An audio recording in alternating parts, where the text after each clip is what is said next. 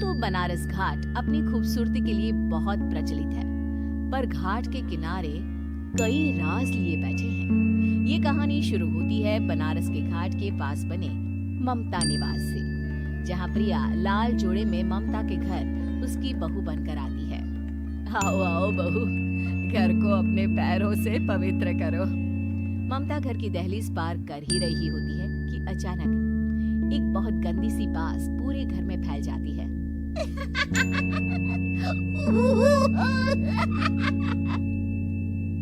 ये बदबू और ये आवाजें, ये कौन हंस रहा है माँ?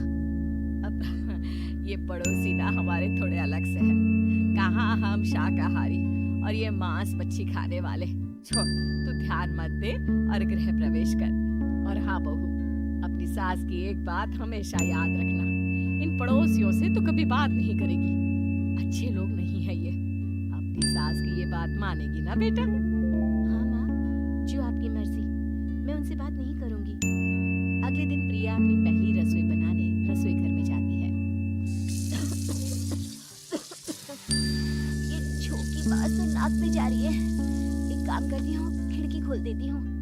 प्रिया खिड़की खोलने जाती है। इतने जाले, लगता है इस खिड़की को कभी खोला ही नहीं गया। पर ऐसा क्यों? ओह, नॉन वेज की स्मेल आती होगी ना। 2 मिनट के लिए खोल लेती हूँ, फिर बंद कर दूंगी। प्रिया खिड़की खोलती है।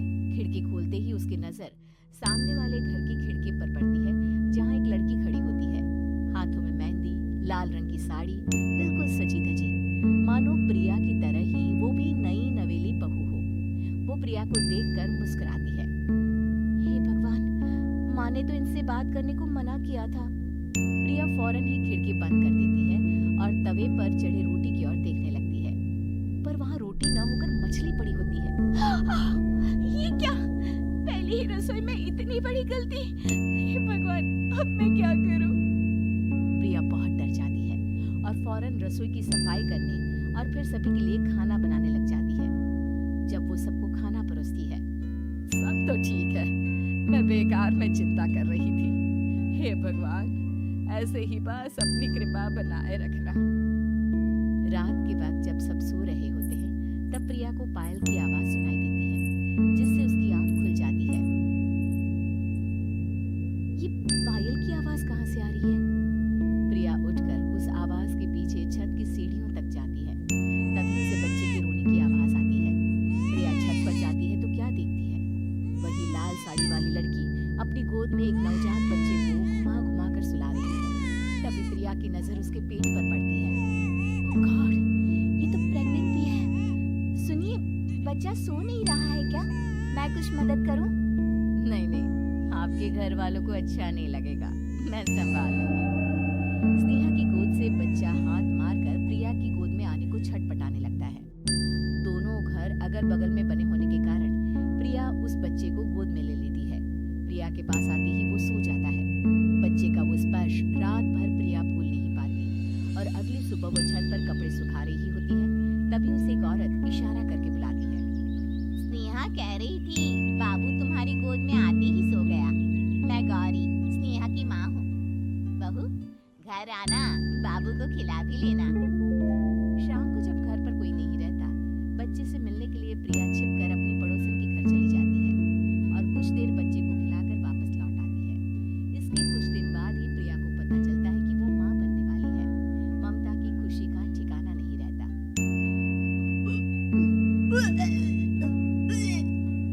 माँ जी, पता नहीं क्यों उल्टी आ रही है। प्रिया भागती हुई वॉशरूम में जाती है तो हरे और लाल रंग की उल्टी करती है। उस उल्टी में से कीड़े निकलते हैं। ये क्या? खून और ये कीड़े! माँ, माँ! प्रिया की आवाज सुनकर ममता दौड़ कर आती है, पर बेसिन में कुछ नहीं होता। प्रिया हक्की बक्की रह जाती है। ये सब क्या हो रहा है? प्रिया घबरा जाती है और अपने कमरे में जाकर सो जाती है। डर के कारण वो इतनी थक जाती है कि उसकी आंख लग जाती है। तब उसे ऐसा लगता है उसके पेट पर मानो कोई बैठा हुआ हो। कौन हो? प्रिया के पेट पर एक 5 महीने की बच्ची बैठी हुई थी, जो बुरी तरह जली हुई थी। माँ, तुम ही मुझे लाई ना अपने पेट में? मैं तुम्हारी माँ नहीं हूँ। कौन हो तुम? माँ, देखो मैं जल गई बुरी तरह से। 6 महीने पेट में रहने को भी मुझे नहीं मिला। सहला दो ना माँ। बचाओ! बचाओ! माँ! ममता दौड़कर कमरे में आती है। प्रिया की बातें सुनकर वो सब समझ जाती है। तू कहीं बगल वाले घर में तो नहीं जाकर आई ना बहू? मुझे माफ कर दो, मैं गई थी माँ। उस घर में सब मरे हुए हैं बहू। कई साल पहले स्नेहा उस घर में बहू बनकर आई थी। कुछ ही दिन में वो एक बच्चे को जन्म देने वाली थी। पूरा घर बच्चे के आने की खुशी में खोया था कि एक दिन अचानक उस घर में आग लग गई। सब बुरी तरह जलकर मर गए। गौरी आज भी दादी बनने का इंतजार कर रही है और इसीलिए स्नेहा ने अपना अजन्मा बच्चा तुम्हारी कोख में डाल दिया। ममता ये कह रही होती है कि पीछे से उसके पैरों को एक बच्चा पकड़ लेता है। दादी, दादी। माँ, स्नेहा की गोद में यही बच्चा था। ये बच्चा कौन है फिर? तेरी मौत है। तेरी भी दादी। जिस चीज का ममता को डर था वही हो गया। ममता निवास के ऊपर मौत ने चादर बिछा दी थी। प्रिया का पेट ऐसे ही बढ़ जाता है मानो 9 महीने का हो। 2 हाथ उसके पेट से बाहर निकलते हैं। बहू, संतोष को फोन कर, किसी पंडित जी को बुला बहू। प्रिया का पति भागता हुआ घर आता है। ये तो होना ही था माँ। तेरा बाप तेरे सामने आ गया तो तू सह नहीं पा रही है। स्नेहा घर में आग लगी नहीं थी, माँ ने लगाई थी प्रॉपर्टी की लालच में। और वो बच्चा मेरी पहली पत्नी का बच्चा है, मेरा बेटा, जो कि उस आग की चपेट का शिकार हो गया था। मैंने तुमसे ये सब माँ के कहने पर छुपाया था। मुझे माफ कर दो प्रिया। तुम अगर चाहो तो यहाँ से जा सकती हो। मैं तुम्हें किसी भी बंधन में रखना नहीं चाहता। मेरी शादी हुई है आपसे, मैं आपको छोड़ नहीं सकती, पर उससे पहले हमें स्नेहा, उसकी माँ और बच्चे की आत्मा की शांति करवानी होगी। संतोष और ममता गौरी के घर जाते हैं। अंदर सब कुछ जला हुआ होता है।